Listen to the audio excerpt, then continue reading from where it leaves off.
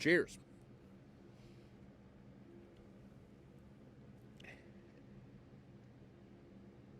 So yeah, let's go ahead and get into this one. Whew, man. So yeah, first and foremost, I just wanted to say shout outs to Grey Duck and their line of seltzers here.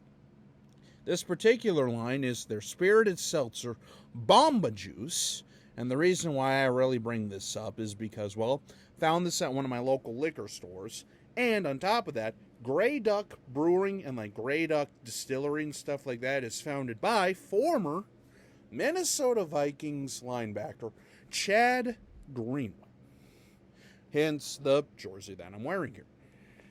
Again, one of my favorite Vikings from back in the day, I'd probably say it's Jared Allen number 1, Adrian Peterson number 2, Chad Greenway number 3. You know, 3 of the most consistent players for the Vikings were Allen, Greenway, and Peterson. And yeah, I mean, shout outs. By the way, this is actually a pretty good seltzer if you can find it in your area. It's Grey Duck Bomba Juice Spirited Seltzer. So anyway, let's go ahead and get into this. So yeah, since the last time we played the Green Bay Packers, a lot has changed, hasn't it? That's right, ladies and gentlemen. We take on the Green Bay Packers for Sunday Night Football at U.S. Bank Stadium in a very, very important game for the Vikings. Now, will we make the playoffs? I don't know. I mean, that loss last week to the Lions still stings, but, you know, it is what it is. And again, shout outs to all the Lions fans that showed me love in that video last week. It was definitely a lot of fun, and to this day, that's actually becoming one of my fastest growing videos on my channel. So again, cheers to the Lions fans. Good luck on your endeavors and stuff like that, and we'll see what happens, I guess. I mean, just don't win one before the Vikings do, please. Because that would definitely be the Vikings' luck. But anyway, kind of coming back to this game here. So yeah, like I say, the last time the Vikings played the Packers, it was a very, very bittersweet game for your Minnesota Vikings. Well, let's put it this way. The Vikings ended up going out and arguably played their best game of the entire season, and then Kirk Cousins tears his Achilles. And ever since then, it's been a back and forth, just quarterback die fest. I mean, Josh Dobbs for a couple weeks, he looked all right, and then he didn't. And then Nick Mullins comes in for a couple games, looks all right, but he can't seem to keep the ball to the Vikings and all that stuff. So now on to the big news here. Jaren Hall, come on down. That's right, ladies and gentlemen. Jaren Hall gets another chance as the Vikings quarterback. Because remember, he actually got the starting gig against Atlanta, but got concussed literally on the second drive of the game, trying to go in for a touchdown. And honestly, he looked pretty good in that game, at least for the little bit of time we saw him play.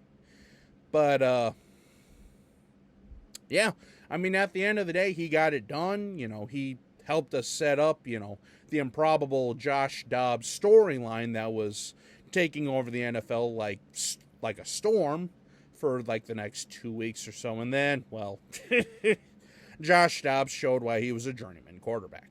So anyway, Jaren Hall gets the start, and he will have Justin Jefferson at his disposal, which will be nice. KJ Osborne should be in, but I still don't know about Jordan Addison. And probably the biggest loss being TJ Hawkinson with an MCL injury on Kirby Joseph's hit to the knee. Which looked intentional, didn't look intentional. I really honestly don't know there. I mean, you know, I always hate saying that, you know, a hit was malicious or dirty, but after watching the Wild game against the Jets today, which, by the way, if you want to watch arguably my most heated video I've ever been for any of my teams ever, go ahead and watch that one, because even while I'm recording this, I'm still a little. So, yeah, like I say, it's one thing to lose, but it's another thing to be taken out by dirty cheap shots. So the TJ Hawkinson hit, I mean, I can see why you would consider it a dirty hit, but at the same time, I can see why. I don't know. But, I mean, it is what it is at the end of the day. We can't cry over spilled milk. We just got to continue moving forward, and that goes for both the Wild and Vikings. So anyway, coming back to this game here, Jaron Hall will also have the luxury of not having to worry about Jair Alexander or Eric Stokes playing. Granted, Joe Barry's defense is basically the Donachelle defense on crack at this point. I mean, good God, even the freaking Panthers almost beat them. The Buccaneers absolutely curb stomped them. And yeah, they're basically down to their last gasp at this point. So nothing would make me happier on Sunday night than to take them out of the playoffs, pretty much all but officially, while still giving us some ray of hope. But I mean, I'm being honest here, I really don't expect much. However, though, this will be a great test to see what we have going into these last couple weeks here, just because, well, you know, next offseason is going to be a very, very interesting offseason, especially because there are a couple of big pieces that need to basically be decided on. But again, we'll get there when we get there. And, yeah, I mean, like I say, so now at this point, it's just kind of evaluating what you have for talent and what you have for your backups, third string, you know, kind of an idea of what you're looking at going into next season. However, though, you're still also in the playoff hunt. But again, we'll just wait and see what happens here, because I'm done trying to predict the Vikings this year, because no matter what I do, I'm wrong. Yeah, it just kind of is the way it is this year. But, yeah, so. Whew. Yeah, like I say, so the biggest thing is, Jaron Hall, what can you do for this Vikings offense with Ty Chandler in the backfield? And, well, we'll see about Alexander Madison, but I'd really, really be surprised if he's back next year. And, I mean, again, it's nothing against Madison. It's just, like I say, I've been countless videos on that, and it's just so frustrating to see. But with all the injuries and stuff we've had, it's also difficult to actually get a fair assessment. But again, that's why you have the depth, is for those injuries. And then going on to the defensive side of things, DJ Wanham being out for the year also sucks on I believe it was a quad injury. So he was arguably having his best season as a pro. And, well, you know, between him and Danielle Hunter, they were having arguably a couple of their best games, just period. Just absolutely, you know, bar none, far and away, period. Like, so, well, just wait and see there, you know, but it sucks. It really does.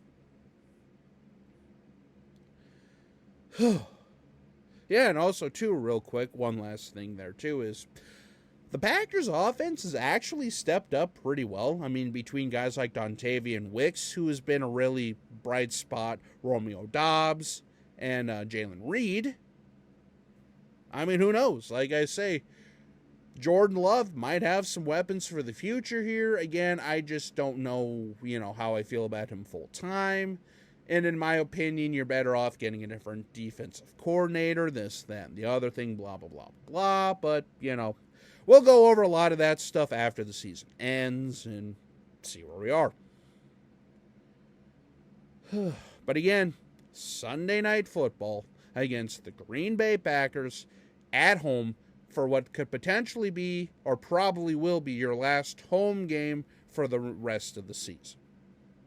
So, we'll just wait and see. I mean, after what's been arguably a season and a half to 2 seasons worth of football, you know, or at least just drama and storylines, it's kind of nice that we're finally getting to the end of it and stuff like that, and we can just regroup, breathe, and sort of enjoy the playoffs.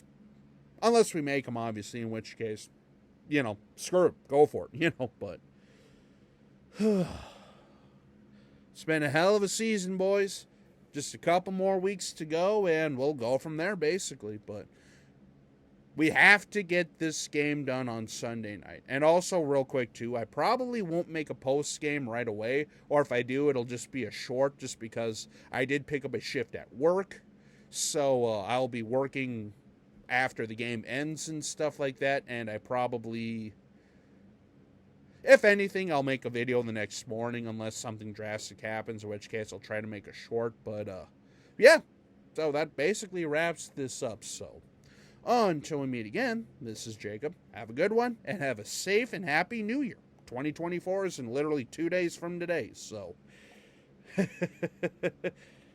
Boy, where does time go? And all I know is it's only going to get faster from here, ladies and gentlemen, so. Cheers.